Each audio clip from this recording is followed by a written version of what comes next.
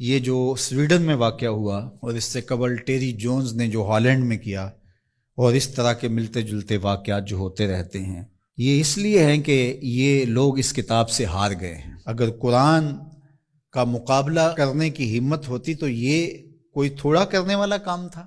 آزادی اظہار کی بات کرنے والے، بات بات پہ ڈائیلاگ مکالمے کی بات کرنے والے اس سطحیت پہ کیوں اتر آئے؟ اس لیے کہ قرآن کا مقابلہ ان سے ممکن ہی نہیں ہے، اور قرآن نے چیلنج کر رکھا ہے، اور یہ چیلنج آج کا نہیں ہے، یہ صدیوں سے چیلنج ہے۔ چیلنج یہ نہیں کیا گیا کہ بڑی صورت لے کر آؤ، 3 آیات پر مشتمل ایک صورت ہی لے آؤ، نہیں لا سکے۔ تیرے سامنے یوں دبے لچے فصحا عرب کے بڑے بڑے، کوئی جانے کے منہ میں زبان نہیں بلکہ جسم میں جان نہیں۔ جب قرآن کا چیلنج قرآن میں موجود ہے، اور وہ اس محدود زمانے کے لیے نہیں تھا، قیامت تک ہے کہ صرف 3 آیتیں لے آؤ اس قرآن کے مقابلے میں، اور سب جمع ہو جاؤ، وقت بھی جتنا مانگتے ہو، قیامت تک تمہارے پاس وقت ہے۔ تو اگر یہ کام نہیں کر پا رہے اور کتاب رحمت قرآن مجید کے نسخے کو توہین کا نشانہ بناتے ہیں، تو اس کا مطلب سیدھا سیدھا یہ ہے کہ یہ شکست خوردہ لوگ ہیں۔ یہ جو مکالمے کی اور ڈائیلاگ کی بات کرتے ہیں، یہ صرف زبان سے اور منہ سے کرتے ہیں۔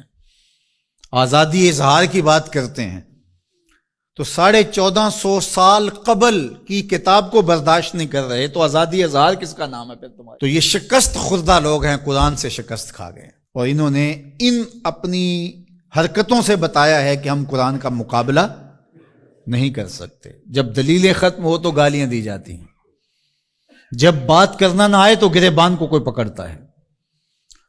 تو قرآن مجید کے ساتھ اہانت امیز سلوک اس بات کی دلیل ہے کہ آج دنیا قرآن کا مقابلہ کرنے سے قاصر ہے، جس طرح ماضی میں قاصر تھی، اور قیامت تک اس کا معاوضہ ممکن نہیں ہے۔ اور جب معاوضہ ممکن نہیں ہوگا تو اوچی ہتھ کنڈے ہوں گے، اور اس طرح کی نیچ حرکتیں ہوں گی۔ لوگوں نے لوگوں کے ساتھ لڑائیاں کیا، بھلا کسی نے کتابوں کو بھی جلایا ہے، کسی نے کتابوں کی بھی بے حرمتی کی ہے، کبھی ایسا بھی ہوا ہے؟ اور آج جو مغرب کے قصیدے پڑھتے پھرتے ہیں، یہ ان مکروہ چہروں کو دیکھیں۔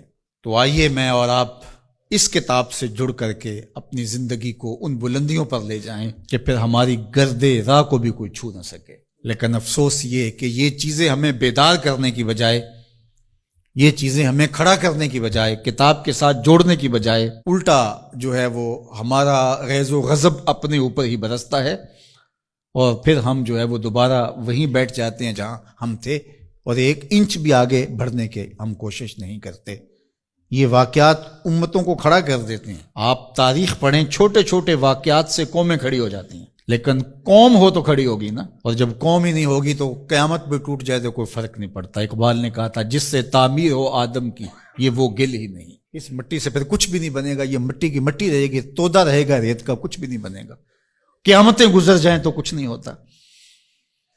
تو یہ چیزیں امت کو کھڑی کر دیں، اور کتاب رحمت کے ساتھ ہم جو ہے وہ جڑ جائیں، اور اس طرح جڑیں کہ ہمارا اوڑھنا بچھونا اس کتاب کی تعلیمات کے نتیجے میں ہو، اور پھر دیکھنا کہ دنیا تسخیر کرنے کا راستہ یہیں سے نکلے گا۔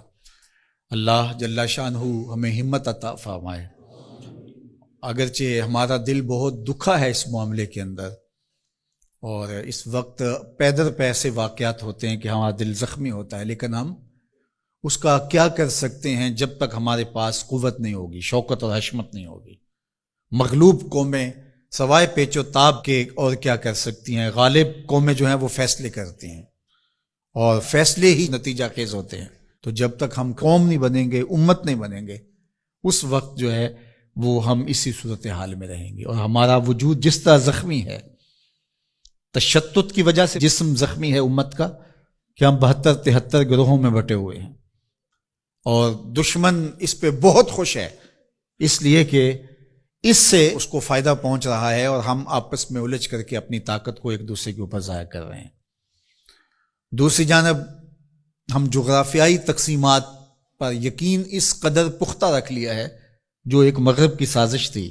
جب سلطنت عثمانیہ ٹوٹی تھی، عرب ممالک کو ٹکڑیوں میں بانٹ دیا گیا، اور باقی ممالک کو جو ایک وحدت تھی امت کی، اس کو تقسیم کر دیا گیا، اور یورپ یونین 27 ممالک کے اوپر خلافت سے تصور دے کے دوبارہ جڑ جاتے ہیں۔ وہ بکھرے ہوئے جڑ کر کے اپنا مشترکہ دفاع، مشترکہ کرنسی اور یہ ساری چیزیں بنا کے تو وہ باقاعدہ 27 ملک جڑ جاتے ہیں، 50 ریاستیں امریکہ کی ہیں جو جڑی ہوئی ہے اور ایک وحدت ہے. تو امت مسلمہ کو ٹکڑے ٹکڑے کر دیا. اور آج دیکھیے کہ ان ملکوں کی باہم لڑائی سے شام کا کیا حال ہو رہا ہے اور یمن کا کیا حال ہو رہا ہے. بلکتے ہوئے یتیموں کے آنسو پوچھنے والا کوئی نہیں ہے، سب کو اپنے مفادات سے غرض ہے. اور یہ امت اس وقت جس طرح زخم خوردہ ہے اور جس اذیت میں مبتلا ہے، کیا کہا جائے اور کیا بولا جائے. ہمارا دیش تو اسلام تھا، چاہے کسی بھی خطے میں رہنے والے ہوں، کسی بھی گوشے کے بسنے والے ہوں، لیکن ہماری شناخت علاقے بن گئے، جغرافیہ بن گیا، جبکہ ہماری شناخت علاقے اور جغرافیہ نہیں تھا، ہماری شناخت دین تھا. ہم سب سے پہلے مسلمان تھے.